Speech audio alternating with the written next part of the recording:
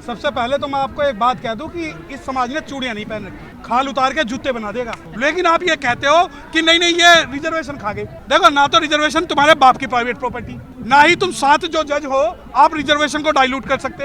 अरे कॉलेजियम में कौन सा सूटेबल, तुम्हारा बाप जज है तो तुम जज बन जाओगे। ये भारत बंद हर हफ्ते हर महीने होना चाहिए जब तक बैकलॉग की एक एक नौकरी हमारे समाजों को ना मिल जाए। एक बार किसी सुप्रीम कोर्ट की जजमेंट में ऐसी ताकत नहीं आई कि ठेकेदारी प्रथा से हटा के 1-1 लाख रुपए की नौकरियां वाल्मीकि समाज को दिला दें। SC/ST समाज के हर एक परिवार का कम से कम 1-1 करोड़ रुपया सरकारों ने चुरा रखा है, वो दे दो। राष्ट्रपति महोदया को मंदिर जाने से रोक लिया, तो वो क्रीमी लेयर में जिस दिन पहुंच जाएंगे ना राष्ट्रपति, उस दिन क्रीमी लेयर पे हम डिस्कशन शुरू करेंगे।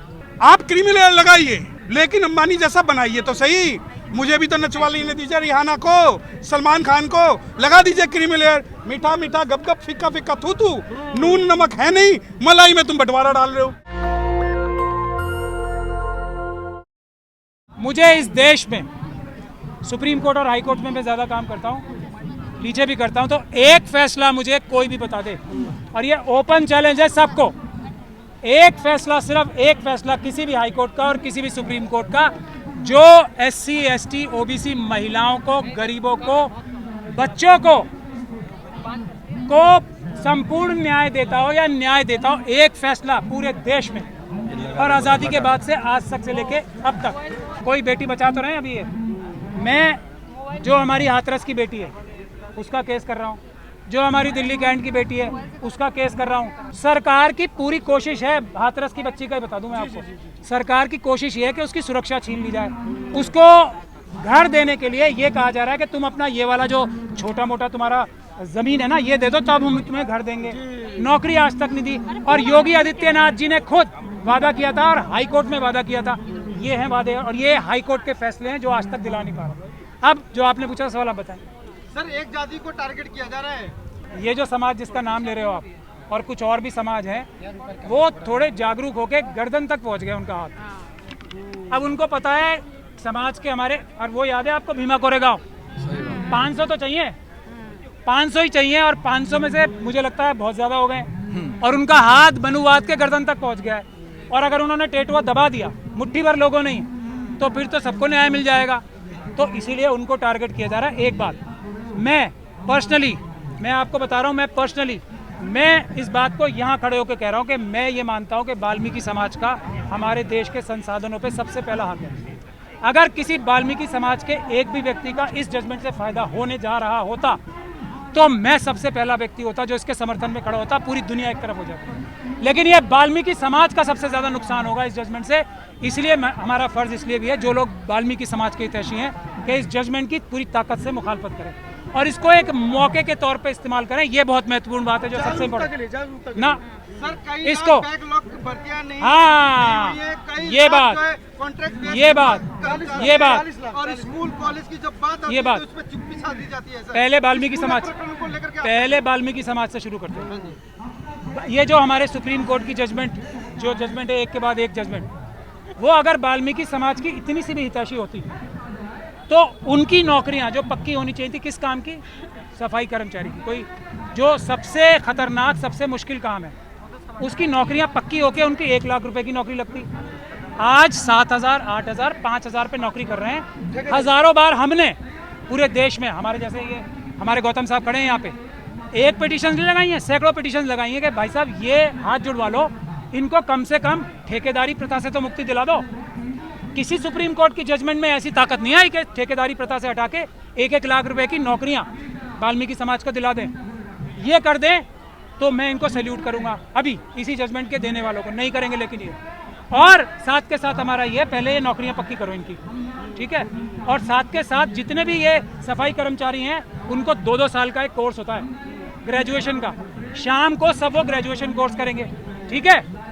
और जैसे ही उनके 2 साल पूरे होंगे, जो ग्रेजुएट को नौकरी मिलती है, जो बैकलॉग की बात मैं बता रहा हूँ आपको, जो बैकलॉग में करोड़ों करोड़ों नौकरियां पड़ी हैं, सबसे पहले इन्हीं को दे दो, क्योंकि इतने करोड़ नौकरियां आएंगी कि सारे के सारे परिवार, चाहे वो किसी भी समाज के हो, शेड्यूल कास्ट, शेड्यूल ट्राइब में, सबके घर में एक नौकरी आराम से आ जाएगी। और कौन सी नौकरी, जो कि हायर लेवल की होगी, जो क्लास 2, क्लास 1 और उससे भी ऊपर डायरेक्टर और सेक्रेटरी लेवल की नौकरियां होंगी। तो ये है सोल्यूशन। दूसरा एक सोल्यूशन और, आप सुन लीजिए, जल्दी में मत रहिए, एक सोल्यूशन और है। ये प्राइवेटाइजेशन, अडानी अंबानी और यूसुफ लुलू जैसे जितने चोर हैं ना, ये इनके ऑफिस के बाहर प्रदर्शन शुरू करो कि अपनी शेयर होल्डिंग में, जो अभी हिंडनबर्ग ने बताया है ना, वो शेयर हमें दो और नौकरियां दो, सीएमडी से लेके और नीचे तक। अडानी को हटा के हमारे समाजों के लोगों को नौकरियां दो प्राइवेट सेक्टर में, तो नौकरियों की तो अंबार लग जाएगा, जो चुराई हुई नौकरियां हैं, जो लोग नहीं मिलेंगे।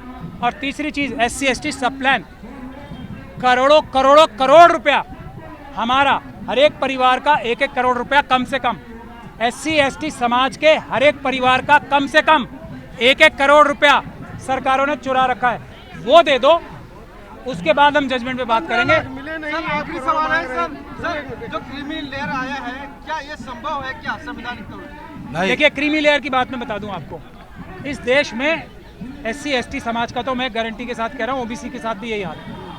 राष्ट्रपति महोदय जो हैं, वो जो पुराने वाले थे कोविंद साहब, क्रीमी लेयर में पहुंच पाए, उनको तो मंदिर जाने से रोक लिया गया। राष्ट्रपति महोदय को, जो देश के एक तरीके से मालिक है, राष्ट्रपति महोदया को मंदिर जाने से रोक लिया, तो वो क्रीमी लेयर में जिस दिन पहुंच जाएंगे ना राष्ट्रपति, उस दिन क्रीमी लेयर पे हम डिस्कशन शुरू करेंगे। राष्ट्रपति ना पहुंच पाए, ये है सच्चाई। और जो लोग क्रीमी लेयर की बात करते हैं वो फ्रॉड है। क्रीमी लेयर का मतलब क्या है कि एक समाज के होमोजेनियस हिस्से में से कुछ लोग आगे निकल गए, कुछ लोग पीछे निकल गए। और ये जजमेंट क्या है कि एक शेड्यूल कास्ट, शेड्यूल ट्राइब समाज जो होमोजीनियस है, जो एक जैसे हैं, जिनको एक वजह से छुआछूत की बुनियाद पर रिजर्वेशन मिली थी, उसमें ग्रेडेशन करना क्या क्रीमी लेयर नहीं है? तो ये मोदी जी कौन सा झूठ बोल रहे थे आखिरी दर्जे का, कि क्रीमी लेयर के खिलाफ है। अगर तुम क्रीमी लेयर के खिलाफ हो तो इस जजमेंट के ऑटोमेटिक खिलाफ होना चाहिए। सत्यप्रकाश जी, कैसे देख रहे हैं इस पूरे मामले को? आप तो उस विशेष वर्ग से आते हैं जिसको 1 तारीख के बाद से टारगेट किया जा रहा है, और कल इसी जंतर मंतर पर आपके समाज को भर भर कर गालियां दी गई मंचों से। देखिए, वक्त आने दे, बता देंगे तुझे आसमां। हम अभी से क्या बताएं, क्या हमारे दिल में है। सबसे पहले तो मैं आपको एक बात कह दूं कि इस समाज ने चूड़ियां नहीं पहन रखी, खाल उतार के जूते बना देगा, ठीक है? खाल उतार के जूते बना देगा, तो चूड़ियां नहीं। देखिए, मेरी बात सुनिए। पहली बात तो जैसे प्राचा साहब ने कहा, क्रीमी लेयर, मैं स्वागत करूंगा सुप्रीम कोर्ट का क्रीमी लेयर लगाने का।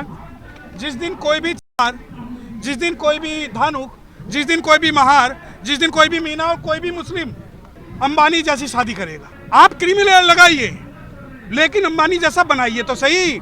मुझे भी तो नचवा लेने दीजिए, रिहाना को, सलमान खान को लगा दीजिए क्रीमी लेयर। मीठा मीठा गप गप, फिक्का फिक्का थू थू, नून नमक है नहीं, मलाई में तुम बंटवारा डाल रहे हो। तो जो आप कह रहे हैं क्रीमी लेयर, क्रीमी लेयर का मतलब क्या?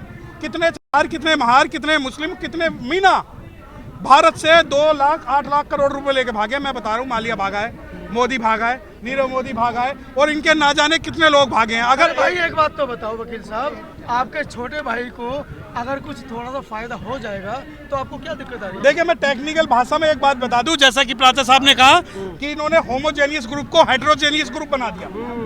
मैं, आप कहते हो ना छोटे भाई, मेरा तो कलेजा फटा मारा जा रहा है अपने छोटे भाई को संसाधन देने के लिए। मैं तो कह रहा हूं, जो चीफ जस्टिस जो अगला 2025 में बने, वाल्मीकि समाज से बने, वाह जी, ताली हो जाए। फिर डोम समाज से बने, फिर मुसल समाज से बने। जमात को मत बनाओ, जाटवों को मत बनाओ। पहले बनाओ उन्हें चीफ जस्टिस ऑफ इंडिया, फिर बनाओ उन्हें हाई कोर्ट जज, फिर उन्हें बनाओ चीफ सेक्रेटरी, और फिर जो स्पेशल कंपोनेंट का प्लान है, वो का पैसा है वो दे दो। सबसे बड़ी बात, जल जंगल जमीन की हिस्सेदारी उन्हें दे दो। 6743 ओबीसी की जातियां, 2000 की SC ST की जातियां, नीचे से शुरू करके सुप्रीम कोर्ट जज बनाते रहो। 8000 साल बाद में 4 नंबर आएगा, हमें वो भी नहीं चाहिए। तीसरी बात, क्रीमी लेयर क्या? 2% नौकरी, सरकारी नौकरी वालों को क्रीमी लेयर बोल रहे? मुझे बता दो, कितने के पास रोल्स रॉयस है इस भारत के अंदर? कितने के पास बुर्ज खलीफा में BMW लेके? मैं इनका नहीं, रोल्स रॉयस। लेकिन आप ये कहते हो कि नहीं ये रिजर्वेशन खा गए। देखो, ना तो रिजर्वेशन तुम्हारे बाप की प्राइवेट प्रॉपर्टी, ना ही तुम 7 जो जज हो आप रिजर्वेशन को डाइल्यूट कर सकते। क्योंकि मैं आपको बताऊं, पंकज मित्तल साहब ने इस जजमेंट के पेज नंबर 40 पे, लिख लेना अगर लिख सको, पंकज मित्तल साहब ने पेज नंबर 40 पे ये लिखा है कि गीता और रामचरितमानस के अंदर जो जाति व्यवस्था थी वो कर्म आधारित थी। हम उसमें आर्ग्यू नहीं कर रहे थे उस दिन, वरना हम ये पूछते हैं कि भारत के अंदर पिछले 5000 साल के मनुवादी माइथोलॉजी इतिहास में, तो आप तो आज इस हिसाब से ब्राह्मण कौन सा ब्राह्मण है? नहीं, आप न्याय करो, आप तो ब्राह्मण। नहीं, हमें नहीं बनाएंगे ना। अरे हमें ब्राह्मण क्यों बनना है? आप जनरल कैटेगरी के अंदर जो है, पहले ब्राह्मण, क्षत्रिय, वैश्य, शूद्र, मुस्लिम, सिख, ईसाई, क्रिश्चियन, जैन, पारसी और आदिवासियों का क्लासिफिकेशन कर दें। उसके बाद EWS में कर दें, उसके बाद SC ST का कर दें। तीसरी बात, ये कोई वो चौपट का गेम नहीं चल रहा सुप्रीम कोर्ट के अंदर कि 5 ने हाँ कर दिया 7 ने ना कर दिया ना। कल को 23, 24, 25 जज आते हैं। आपने एक सवाल पूछा था प्राचा साहब से, कितनी जजमेंट इंदिरा साहने की जजमेंट थी। Schedule caste was not party in that case despite that fact, कोई जानता नहीं उसको तो, है ना। उसके बाद और इसमें एसटी नहीं थी, उनका भी कर दिया, और इसमें एसटी नहीं थी। एम नागराजन का जजमेंट था उसके अंदर। और सबसे बुरा जजमेंट आया काशीनाथ महाजन वर्सेस यूनियन ऑफ इंडिया, जिसके अंदर उसने कह दिया कि सारे शेड्यूल कास्ट का मतलब चूड़ा चार भंगी दानुक मूसा टेली कुमेली सब झूठा केस दर्ज करवाते। उसके बाद ये चिन्हैया की जजमेंट को 2 आने में SC ST एक्ट झूठा होता है। बिल्कुल। देखिए सुनिए, होते हैं। आपने दो दोहे सुने होंगे। एक तो फूट डालो शासन करो, वो आप प्रत्यक्ष रूप से 1 अगस्त में देख सकते हैं। दूसरा, जिसकी लाठी उसकी भैंस, जिसकी लाठी उसकी भैंस। सुप्रीम कोर्ट ने कह दिया लाठी हमारे हाथ में तो भैंस भी हमारी होगी, परंतु ये शेड्यूल कास्ट भैंस खींच के ले जाएंगे और खुद ही चराएंगे और खुद ही दूध निकालेंगे।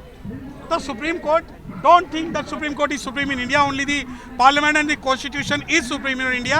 And if they are talking about homogeneous group, then it's a homogeneous, not heterogeneous. You cannot classify. देखिए, आपको हमदर्दी आ रही है ना उस क्लास की कि वाल्मीकि समाज में, मेरी भी हमदर्दी आ रही है। आप एश्योर्ड गारंटी प्रोग्राम दें कि जब 15% के अंदर वाल्मीकि समाज आएगा, मैं तो कह रहा हूँ 15 सीटें जो है पूरा ही दे दो, पूरा पूरा वाल्मीकि समाज को दे दो। कम से कम 20 साल बाद हमारे भाइयों को 20 साल में नहीं, 6 महीने में सबको नौकरी, 6 महीने में आ जाएगा। फिर हमारा नंबर आ जाएगा। बैक लोग है, आप रॉकेट तो पहुंचा रहे हो चांद पे। दिल्ली में सफाई कर्मचारी मर रहा सीवर में मर रहा है। कौन सा तुम्हारा जो है, कौन से पहाड़ में बढ़ जाती है आपकी मेरिट? सिर्फ आपको ये लगता है कि मेरी थाली में जो नमक है उसमें तो बंटवारा कर दूंगा, लेकिन जो मलाइयों के जो ढेर तुम रख के बैठे उसमें बंटवारा ना हो। सुनो, सबसे पहले तो chief justice of India Valmiki भंगी मेहतर समाज का बनना चाहिए, उसके बाद में डिसाइड होना चाहिए। क्षमता ही नहीं है उनमें न्याय करने की। नहीं, वो उनमें हो या ना हो, सुनिए। अरे सर क्या बात कर रहे हो, नोट फॉर सूटेबल। अरे कोलिजियम में कौन सा सूटेबल? तुम्हारा बाप जज है तो तुम जज बन जाओगे। इसमें सूटेबल और मेरिट की क्या बात है? ब्राह्मण है, 5000 सालों से पढ़ते आ रहे हैं, उनके पास ज्ञान है, आपके पास क्या? अरे ज्ञान है तो मोरनी जो है मोर के आंसुओं से गर्भवती नहीं होगी। और जब आप कहते हो रामचरितमानस में कोई ऐसा, मैं बता रहा हूँ कि ब्राह्मणस्य मुख मसीद बाहु राजनीय की जो शेड्यूल कास्ट है वो पैरों से पैदा हुआ, ब्राह्मण मुंह से पैदा हुआ। भैया ये माइथोलॉजी जो है, अगर आप सुप्रीम कोर्ट किसी भी जजमेंट में गीता और रामचरितमानस को कोट कर रहा तो उसे बाइबल भी कोट करनी पड़ेगी, उसे कुरान भी कोट करनी पड़ेगी, उसे गुरु ग्रंथ साहिब भी कोट करना पड़ेगा, और भगवान बुद्धा एंड हिज धम्म। संदेश यही है कि हमारी लड़ाई 4 पॉइंट की मैंने पहले भी बताया, ये भारत बंद हर हफ्ते हर महीने होना चाहिए जब तक बैकलॉग की एक नौकरी हमारे समाजों को ना मिल जाए। एक बात। दूसरा, जो प्राइवेटाइजेशन में जितनी नौकरियां गई हैं, प्राइवेटाइजेशन में बैकलॉग के सहित उसमें सारी नौकरियां और बिजनेस में हिस्सेदारी, इसके लिए आंदोलन होना चाहिए। हर महीने तो कम से कम भारत बंद होना चाहिए।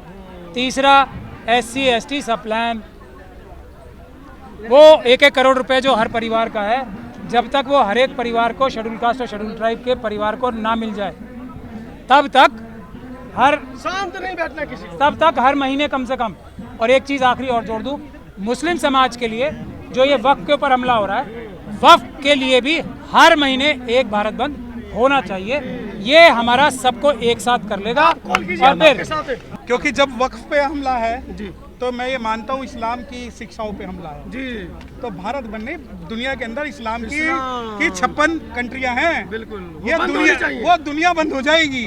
भारत बंद नहीं, यकीन मानिए जिस दिन शेड्यूल कास्ट की 50, 56, 60 कंट्रियां हो गई ना, हम दुनिया बंद करेंगे, भारत बंद नहीं करेंगे। तो जब प्राचा साहब कहते हैं भारत बंद, तो मैं कहता हूँ दुनिया को बंद करेंगे। ये तो भारत तो बहुत छोटी चीज है। और भारत के अंदर एक बात सुन लीजिए कि महकती रुख को गुलाब कर देंगे हम, इस बात सबका हिसाब कर देंगे, और रहने दे पैमाने के अंदर ईसाकी, वरना एक बूंद से शहर का पानी खराब कर देंगे। अगर भारत ने अगर आंदोलन देखे हैं तो 2 अप्रैल 2018 का आंदोलन देखा है या 21 अगस्त 2024 का आंदोलन देखा है। और यकीन मानिए हमें at the end constitution protect करना है, हमें किसी से लड़ाई नहीं लड़नी। और जब ये प्राचा साहब निवेदन करते हैं तो मैं प्राचा साहब को एक कहानी सुना देता हूँ। एक होती है कुटी हुई बाजरे की खिचड़ी, जिसके अंदर घी डालो तय जाएगी, पानी डालो तय जाएगी, उसके अंदर मिलेगी छाछ, जो कि खुद मिली हुई है। तो जब आंदोलन शेड्यूल कास्ट का होगा तो मुस्लिम उसमें साथ रहेंगे, और जब मुस्लिमों का होगा तो शेड्यूल कास्ट उसमें साथ रहेंगे। तो ये बाजरे की खिचड़ी और छाछ को मिलाकर फिर ही पूरे आंदोलन 56 देश में कराएंगे। होगी। पूरे दुनिया के अंदर। नेशनल दस्तक की आपसे गुजारिश है कि अगर इसको बचाना चाहते हैं तो नेशनल दस्तक को सब्सक्राइब करने के लिए रेड कलर के सब्सक्राइब बटन को दबाएं, फिर बेल आइकन की घंटी दबाएं। नेशनल दस्तक को बचाने के लिए बहुत जरूरी है कि हर खबर को शेयर करें, लाइक करें, कमेंट जरूर करें।